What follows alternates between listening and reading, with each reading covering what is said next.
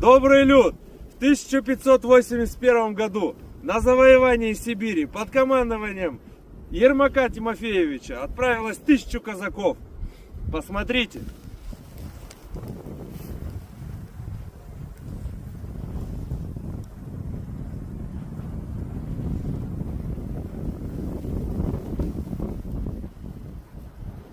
Е-хе-хе!